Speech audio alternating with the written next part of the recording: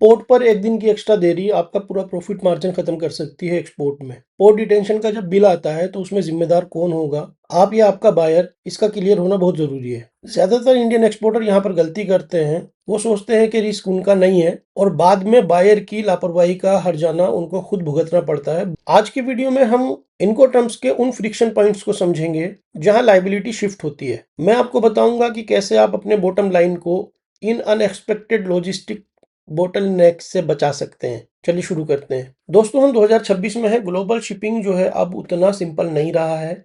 नए environmental regulations और बढ़ते ट्रेड वॉल्यूम्स की वजह से पोर्ट्स पर कंजेशन बहुत ज़्यादा है, भीड़ बहुत ज़्यादा है और ये एक आम बात हो गई है। अब आजकल डिटेंशन फीस एक्सपोर्टर्स के लिए सबसे बड़ा खतरा बन गई है। सोचिए, आपका माल अगर पोर्ट पर उतर गया लेकिन बायर ने कंटेनर खाली करके वापस नहीं किया, अब शिपिंग लाइन आप पर फाइन लगा रही है। ये सिर्फ पैसों का नुकसान नहीं है, एक्चुअली ये आपके और आपके बायर के रिश्ते को भी खराब करता है। इसलिए आपको इस बात की जानकारी होना बहुत जरूरी है कि रिस्क ट्रांसफर के प्रिसाइज मोमेंट जो है वो कौन से हैं। सिर्फ यही एक तरीका है सर्वाइव करने का। अब आते हैं असली मुद्दे पर, यानी इनको टर्म्स। यहाँ बहुत कंफ्यूजन है। मैं 3 सबसे कॉमन टर्म के बारे में ब्रेक डाउन करूंगा आज के मार्केट के प्रेशर के हिसाब से। सबसे पहले हम सबसे कॉमन वाले पर बात कर लेते हैं, वो है फ्री ऑन बोर्ड यानी एफओबी। ज्यादातर एक्सपोर्टर्स को लगता है कि एफओबी सबसे सेफ है। जैसे ही माल जहाज पर यानी शिप पर चढ़ा, आपकी जिम्मेदारी खत्म। लेकिन ध्यान रहे कि अगर डेस्टिनेशन पोर्ट पर कंजेशन है और बायर कंटेनर नहीं उठाता है तो शिपिंग लाइन आपको चेस कर सकती है, और अगर बायर ने पे नहीं किया तो, क्योंकि कॉन्ट्रैक्ट ऑफ कैरिज अक्सर एक्सपोर्टर के नाम पर होता है एफओबी में भी। दूसरा है CIF, cost, insurance and freight. यहाँ तो रिस्क और भी ज्यादा है। आप फ्रेट पे करते हैं तो डिटेंशन की प्राइमरी लाइबिलिटी भी आप पर ही आती है। जब तक कंटेनर खाली होकर वापस नहीं चले जाता तब तक आपकी जिम्मेदारी होती है एज एन एक्सपोर्टर। तीसरा डीडीपी है, डिलीवरी ड्यूटी पेड। मेरा सजेशन है 2026 में डीडीपी से बचिए। इसमें डेस्टिनेशन पोर्ट की सारी देरी आपके सर पर आती है। आपको कॉन्ट्रैक्ट में वो एग्जैक्ट हैंडशेक मोमेंट डिफाइन करना होगा जहां फाइनेंशियल क्लॉक आपके लिए रुक जाए और बायर के लिए शुरू हो जाए। एक सिंगल वर्ड का भी गलत interpretation thousands of dollars cost कर सकता है। अब सपोज कीजिए कि बायर ने माल नहीं छुड़ाया, कंटेनर वहां जाकर के फंस गया, और अगर डिस्प्यूट हो गया तो सिर्फ बातों से काम नहीं चलेगा। आपको चाहिए सॉलिड प्रूफ। मेरा रूल सिंपल है, if it's not documented it's didn't happen. 2026 में पुराने पेपर रिकॉर्ड काम नहीं आएंगे।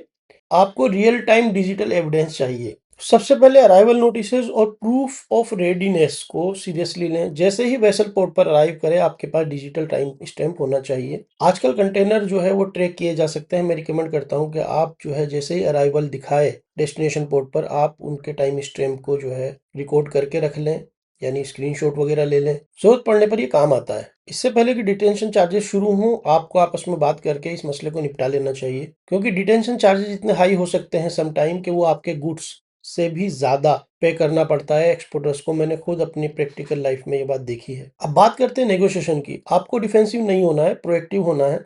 मैं कुछ टेक्निक्स आपको बता देता हूँ। The preemptive clause, sales contract होने से पहले ही उसमें डिटेंशन रिस्क को प्री एलोकेट करो। लिख दें, अगर बायर 5 दिन में कंटेनर रिटर्न नहीं करता है तो X amount per day buyer pay करेगा। ये आप अपने जो शिपर है उससे बात करके लगभग एक टेंटेटिव आइडिया ले सकते हैं और उसको कॉन्ट्रैक्ट में लिख सकते हैं। Technique 2, collaborative language. अगर बायर पे करने से मना करे तो गुस्सा मत होइए। बोलिए, हमारा गोल शिपमेंट क्लियर करवाना है, आपका भी काम ना रुके और डिटेंशन चार्ज भी ना लगे। चार्ज टर्मिनल के हैं, मेरे तो नहीं है।